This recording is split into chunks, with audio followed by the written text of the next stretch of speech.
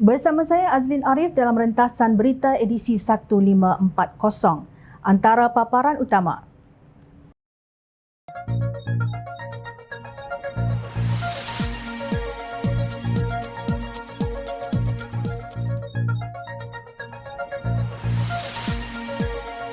Mati UMNO, matilah Melayu. Siapa mati dahulu, UMNO atau Bersatu? Pejuang Islam enggan bayar hutang. Reformasi ekonomi bukan zam-zam ala Kazam.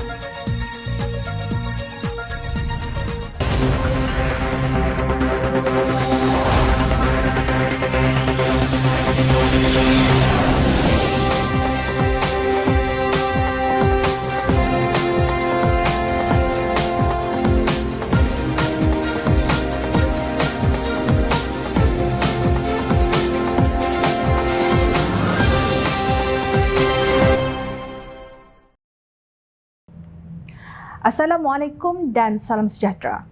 Siapa ingat lagi Ketua Pergerakan Putera UMNO menjerit, mati UMNO maka matilah Melayu. Jeritan itu dilontarkan oleh Datuk Wira Mas Ermiati Samsudin dalam ucapan penggulungannya pada Perhimpunan Agung UMNO 2013 kali ke-67 pada 7 Disember 2013. Bukan main emosi Mas Ermiati, pastinya Makcik Kiah turut mengalirkan air mata kerana terharu. Namun, jeritan yang kononnya mahu mempertahankan UMNO hari ini tinggal dalam lipatan sejarah sahaja. Mas Ermiati yang memenangi kerusi Parlimen Masjid Tanah sejak Mei 2013 pada pilihan raya umum ke-13 atas tiket UMNO telah bertukar menjadi katak politik dan melompat ke dalam kolam Bersatu yang penuh ghanimah. Apa tidaknya setelah episod langkah Sheraton yang menyaksikan Tan Sri Mahyadin Mat Yassin menjadi Perdana Menteri ke-8, Mas Ermiati diberikan jawatan sebagai Timbalan Menteri Pembangunan, Usahawan dan Koperasi pada 10 Mac 2020. Ungkapan yang lebih kurang sama hari ini menjadi wirid Parti Bersatu dan rakan By God Parti itu pas untuk menakut-nakutkan orang Melayu agar beralih kepada gabungan Perikatan Nasional. Cuma ia berbeza bunyinya yang dijalin dengan kata-kata Melayu terancam. Kononnya pengancam itu ialah Pakatan Harapan yang di dalamnya ada DAP. Kini UMNO menjadi musuh gerombolan ini kerana membentuk kerajaan perpaduan bersama Pakatan Harapan dan rakan-rakan parti di Sabah dan Sarawak atas titah yang di-Pertuan Agong ke-16, Al-Sultan Abdullah Riayatuddin Al-Mustafa Billah Shah. Paradoksnya, tokoh yang hari ini dilantik sebagai penasihat empat negeri di bawah pentadbiran Perikatan Nasional adalah orang sama yang mahu membunuh UMNO, iaitu Tun Dr. Mahathir Mohamad. Beliau sendiri yang ketika itu pengurusi Bersatu mengakuinya sebelum dijatuhkan oleh Mahyadin dalam episod yang dikenali sebagai Tebuk Atap pada hujung Februari 2020. Beliau dilaporkan menyuruh Datuk Seri Dr. Ahmad Zahid Hamidi membubarkan UMNO kerana didakwanya parti itu hanyalah badan berdaftar yang tidak lagi memperjuangkan kepentingan bangsa, agama dan negara. UMNO bukan lagi UMNO, sebab itu UMNO yang sepatutnya dibubar, katanya dalam rakaman video yang masih tular hari ini. Kenyataan ini juga disebut oleh Ahmad Zahid Hamidi bahawa Tun Mahathir memintanya memaklumkan kepada semua ahli UMNO supaya menyertai Bersatu atas nama Melayu. Beliau meminta saya supaya lompat parti, tinggalkan UMNO dan sertai Bersatu. Tun Mahathir kata UMNO tidak boleh dipercayai, perompak, penyamun, perasuah, malah jijik dan kotor. Beliau minta UMNO dibubarkan dan dia suruh saya maklumkan kepada ahli UMNO supaya sertai Bersatu dan suruh saya lupakan UMNO. Katanya di Mahkamah Tinggi di Kuala Lumpur seperti dipetik Malaysia Kini 28 Jun 2022. Namun, 2 hari kemudian, Tun Mahathir dilapor beberapa media meminta Ahmad Zahid Hamidi mengemukakan bukti berhubung dakwaan bekas Perdana Menteri itu meminta UMNO dibubarkan. Apa bukti dia yang kata saya macam itu? Dia boleh cerita macam-macam, benda kita cakap kena tunjuk bukti. Sepatutnya kita bercakap macam itu, katanya di Petik Harian Metro pada 30 Jun 2022. Cepatnya Tun Mahathir lupa. Siapa yang bercakap di video mahu UMNO dibubarkan itu? Siapa pula yang pernah menjerit mati UMNO maka mati Melayu itu? Hakikatnya mereka yang berwirid Melayu terancam itulah yang mengkhianati UMNO dan sekaligus Melayu. Ini kerana tiada pemimpin Pakatan Harapan yang pernah berhasrat untuk membubarkan UMNO atau menghapuskan bangsa Melayu dan adat istiadat yang pegang oleh kaum majoriti itu di negara ini. Hanya Melayu seumpama Tun Dr. Mahathir dan suku sakatnya sahaja yang mudah lupa. Datuk Dr. Marzuki Mohamad mencemuh UMNO sebagai parti yang tidak kuasa walaupun berada di dalam kerajaan. Satu-satunya parti Melayu dalam kerajaan iaitu UMNO hanya mempunyai 26 daripada 148 kursi parlimen dalam blok kerajaan. Dengan hanya 17.5% kursi parlimen, UMNO tidak ada kuasa majoriti untuk memandu dasar-dasar kerajaan. Suatu masa dahulu, ideologi UMNO ialah parti menguasai kerajaan. Kerana itu, setiap kali Perhimpunan Agung UMNO yang dibincangkan ialah dasar-dasar kerajaan dari segi ekonomi, pendidikan, agama dan lain-lain. Apa yang diputuskan dalam PAU itulah yang menjadi dasar kerajaan. Dasar-dasar itu pula mestilah memihak kepada Melayu dan Islam kerana UMNO adalah parti Melayu. Tulisnya dalam satu hantaran ringkas bertajuk Parti Melayu Tidak Lagi Menguasai Kerajaan di Facebooknya. Ujarnya pembangkang iaitu Bersatu dan PAS yang terdiri daripada 100% Melayu Bumiputera, walaupun mendapat dokongan besar orang Melayu, tidak ada apa-apa kuasa. Yang ada cuma suara sahajalah, itu pun kalau bersuara. Jadi Melayu tak perlu tunggu 10 tahun lagi untuk hilang kuasa. Sekarang pun sudah tiada kuasa. Katanya seolah-olah merujuk kepada kenyataan Tun Dr. Mahathir Mohamad mengenai topik yang sama. Beliau juga memperlekeh saranan agar Ahli Parlimen Bersatu menyokong Perdana Menteri Datuk Seri Anwar Ibrahim. Adalah orang cerit pandai kata, kalau begitu ahli-ahli Parlimen Bersatu wajarlah beri sokongan kepada PMX. Dengan itu dapatlah memperkukuhkan kuasa Melayu dalam kerajaan sekarang. Kalau awak sekadar jadi MP yang menyokong tapi dalam kabinet, dalam kementerian, dalam agensi kerajaan, orang lain yang berkuasa awak memperkukuhkan orang itulah. Itulah nasib Melayu, sindirnya. Marzuki ialah bekas Ketua Setiausaha Sulit Kanan Perdana Menteri Kelapan atau lebih dikenali sebagai Perdana Menteri Tebuk Atap Tan Sri Mahyadin Mat Yassin. Tetapi hairan, apa kaitannya 6 ahli Parlimen Bersatu yang kini menyokong PMX dengan nasib Melayu? Adakah sejak Anwar mengangkat sumpah sebagai Perdana Menteri ke-10 pada 24 November 2022 lalu, kehidupan orang Melayu sudah menjadi kucak-kacir dan mengangkat bendera putih kerana kelaparan? Sedangkan alasan Wakil Rakyat Bersatu yang menyokong PMX adalah kerana ingin mendapat peruntukan kewangan ahli parlimen bagi penduduk kawasan yang dimenangi mereka. Tidak ada mana-mana peruntukan dalam Akta Anti Lompat 2022 yang menghalang wakil rakyat daripada menyokong pemimpin parti lain. Menurut Pengarah Komunikasi Amanah Khalid Abdul Samad, Bersatu sendiri yang menolak diwujudkan klausa untuk menghalang wakil rakyat daripada menyatakan sokongan kepada pemimpin parti lain, contohnya Perdana Menteri. Menurut beliau, Bersatu mungkin ingin menggunakannya sebagai senjata untuk wakil rakyat parti lain menyokong parti tersebut seperti dalam bentuk surat akuan bersumpah SD. Tetapi ia sudah menjadi senjata makan tuan, ujar Khalid. Beliau berkata demikian dalam program siri 217 Bicara Haji Khalid Samad bertajuk Dengan Matinya Bersatu, Kemana Pergi Ahlinya yang disiarkan Jom Channel pada 31 Januari lalu. Sebaliknya, Wakil Rakyat Bersatu pula yang seorang demi seorang tampil untuk menyokong PMX. Jika fenomena ini berterusan, agaknya tinggal berapa kerat Wakil Rakyat Bersatu yang menyokong Mahyadin menjelang pilihan raya umum ke-16 nanti. Marzuki hanya boleh mengeluh saja. Hakikatnya UMNO yang ingin dibunuh tak mati juga. Awal-awal lagi SD yang cuba dipersembahkan oleh Mahyadin kepada Yang di-Pertuan Agong Sultan Abdullah Riayatuddin Al-Mustafa Billah Shah kononnya sudah cukup jumlah selepas pilihan raya umum ke-15 ditolak oleh baginda.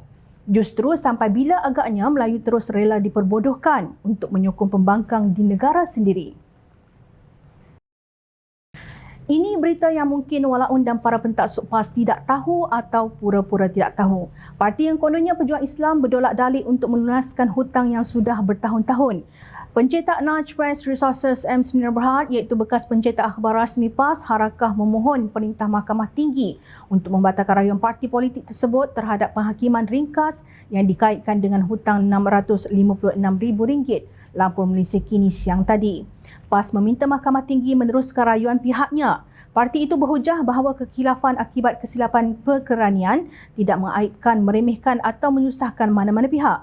Pencetak terbabit memfailkan permohonan itu di Mahkamah Tinggi Kuala Lumpur pada 10 Januari lalu. Pada 5 Disember lalu, Mahkamah Session Kuala Lumpur membenarkan tawaran Nudge Press Resources untuk penghakiman ringkas iaitu keputusan tanpa perbicaraan penuh dan memerintahkan PAS serta dua yang lain membayar RM656,233.69 kepada pencetak berkenaan. Susulan itu, pada 14 Disember, Harakah memfailkan permohonan kepada Mahkamah Tinggi untuk membatalkan penghakiman ringkas yang dikaitkan dengan hutang tersebut. Dua lagi defendant yang terbabit ialah Setiausaha Agung PAS Datuk Seri Taqiyuddin Hassan dan penerbit lidah rasmi parti itu Galeri Media Sebernika Sdn Bhd menurut laporan. Laju bukan main apabila cuba menghalang pihak yang menuntut hutang untuk mendapat semula haknya. Tetapi banyak songel pula apabila diminta membayar hutang yang dituntut oleh pihak yang berhak terhadapnya. Sehari selepas rayuan harakah itu, dalam jawapannya kepada Harapan Daily, berhubung rayuan harakah itu, pengurus Naj Press Resources, M. Sdn Bhd Husin Jan berkata, harakah PAS nak buat rayuan atas keputusan mahkamah itu, silakan, tapi bayarlah dulu hutang. Kalau dia sebagai parti Islam, harap tolong bayar hutang kerana bos besar pun berada dalam keadaan tidak sihat dan sedang menerima rawatan di hospital. Ujarnya merujuk kepada pengasas syarikat tersebut, Azlan Jan, yang ketika itu terlantar di hospital.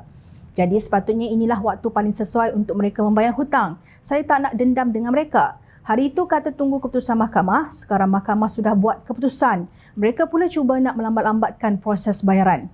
Sebab apa lambat bayar? Adakah tujuan nak tangguh? Tak nak bayar atau macam mana? Itu yang jadi masalah. Tempelaknya seperti dipetik Harapan Daily pada 15 Disember 2023.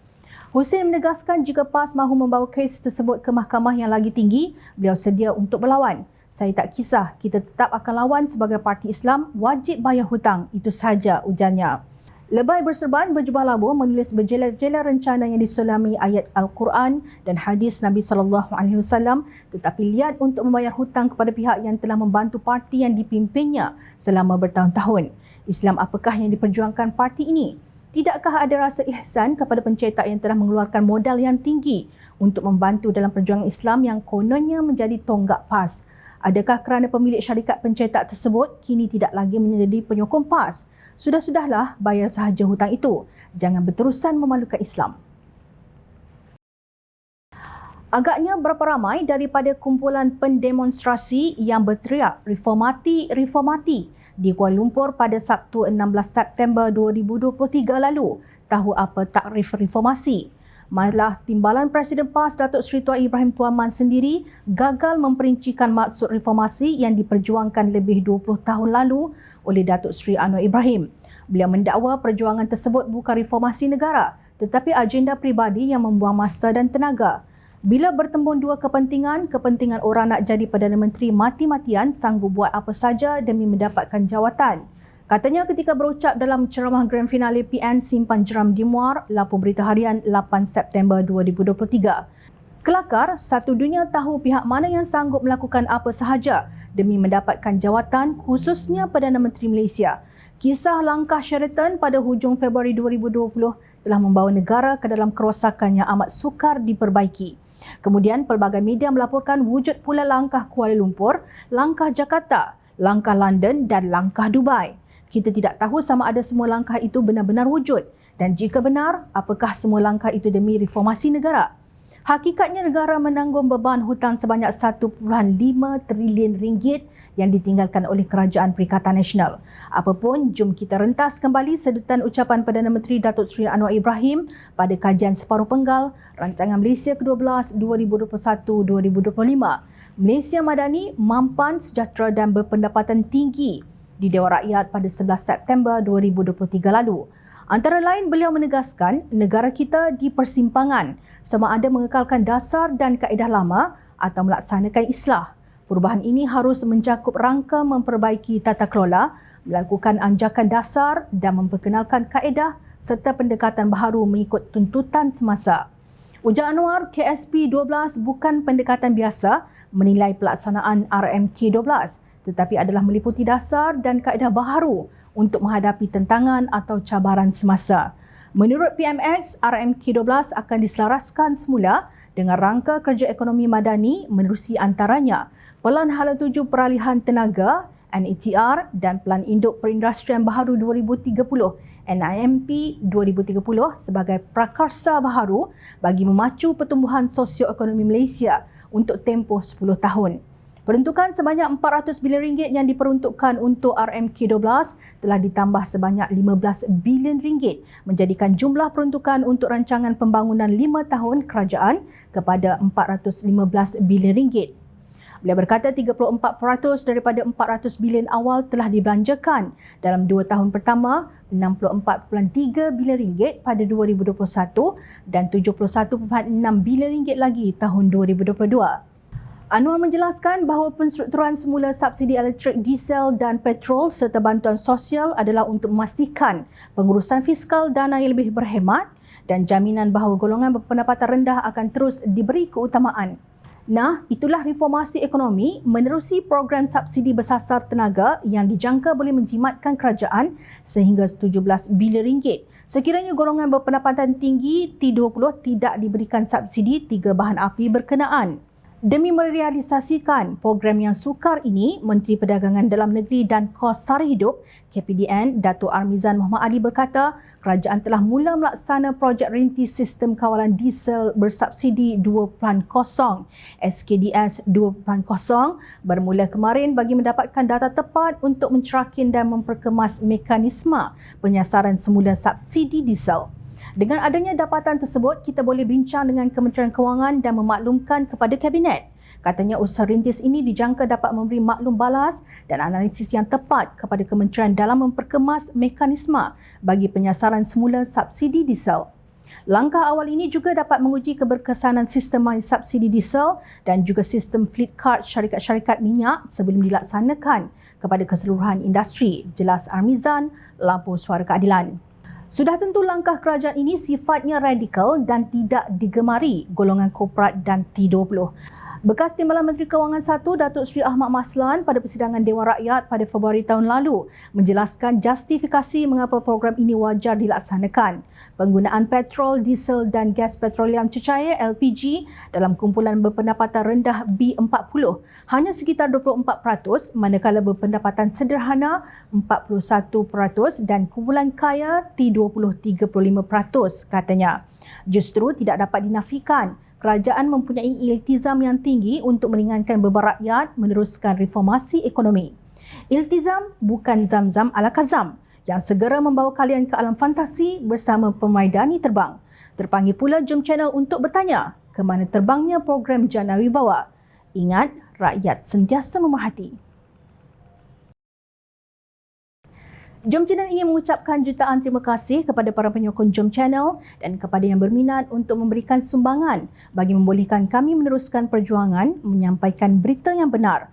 Sumbangan boleh dibuat melalui akaun bank yang tertera.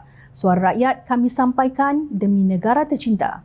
Teruskan bersama kami di Jom Channel untuk mendapatkan berita politik tanah air. Saya Azrin Arif, terima kasih. Assalamualaikum dan salam sejahtera.